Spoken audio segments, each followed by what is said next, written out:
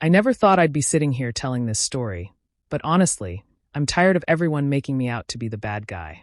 My name is Carmen, I'm 28, and let me explain how my perfect marriage fell apart and why it's not entirely my fault.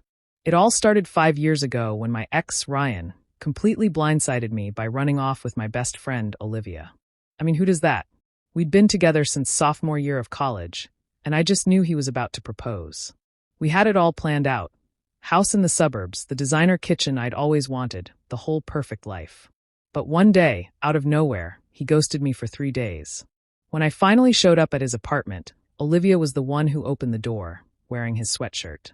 My best friend, the girl who had been my maid of honor, was standing there, giving me this pitying look like she was the victim. All she said was, "Carmen, I didn't mean for it to happen like this." That's when something inside me broke. For months, I was stuck in this rage-fueled spiral. I wasn't just heartbroken, I was humiliated. I wanted Ryan to regret ever choosing her, and I wanted Olivia to suffer. That's when I met Matt. Matt was safe, sweet, dependable, and nothing like Ryan. He was the kind of guy who held doors open, remembered my coffee order, and actually listened when I talked. Most importantly, he was interested in me. I knew exactly what I was doing when I said yes to that first date. I didn't love Matt, but I wanted to, and I wanted Ryan to see me happy, glowing, thriving without him. Matt and I moved fast, too fast. Within 6 months, we were engaged, and by our first anniversary, we were married. On the outside, it looked like I had completely moved on, but deep down, I knew I had built my entire marriage on a lie. Then last weekend happened. We were at dinner, just the two of us, and Matt was talking about how excited he was for our future. He had no idea what was coming. He reached for my hand and said, "You're the best thing that's ever happened to me, Carmen." I don't know what possessed me, but I laughed. Matt's face dropped, but I couldn't stop myself. The words were out before I could think. Funny, considering I only married you to get back at Ryan. The second I said it, I knew I had ruined everything. Matt didn't yell or flip the table. He just stared at me like I was a stranger. Then, without a word, he got up, threw some cash on the table, and walked out. I sat there frozen, my heart pounding. It felt like my ribs were about to crack.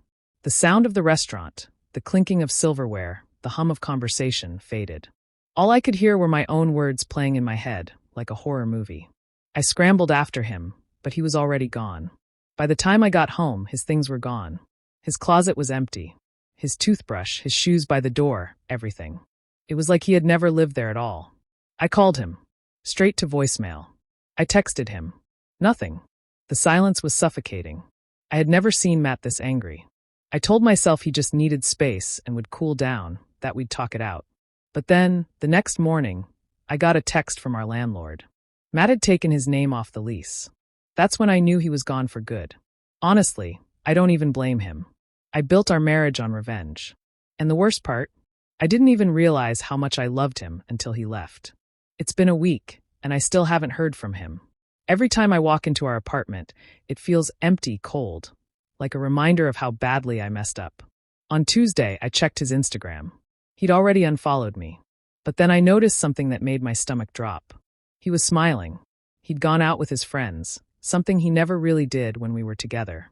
There he was laughing, holding a drink, looking more at ease than I'd ever seen him. And then I saw it, a comment from a girl I didn't recognize. "Glad to see you finally happy. At Tay." And he liked it. My hands shook as I read it over and over. It was like watching my entire world fall apart in real time. I had convinced myself Matt would come back, that he would forgive me, and that I could fix this. But now I wasn't so sure. Desperation set in. By Friday, I broke. I called his best friend, Daniel. "Carmen, you need to move on," Daniel said, his voice clipped. "Matt's done." I begged him. "Please, just let me talk to him. I'll fix it, I swear." Daniel sighed. "You don't get it, do you? What you were to him, Carmen, you were his world. He adored you. And you laughed in his face. You think a guy like Matt will ever take you back after that?" I wanted to scream, to tell him I didn't mean it like that. But before I could, Daniel said something that shattered me. "The worst part is, he would have fought for you. He would have stayed no matter what. But you made sure he knew he wasn't enough for you. And now he finally believes it." And with that, he hung up. I dropped the phone onto my bed, staring at the ceiling. My chest felt hollow. Matt wasn't coming back. And I had no one to blame but myself. I had spent years trying to prove to Ryan that I had moved on. But in the end, the only person I hurt was the one who truly loved me. And now he was learning how to love someone else. Some mistakes can't be fixed. Maybe this is the one I'll regret forever.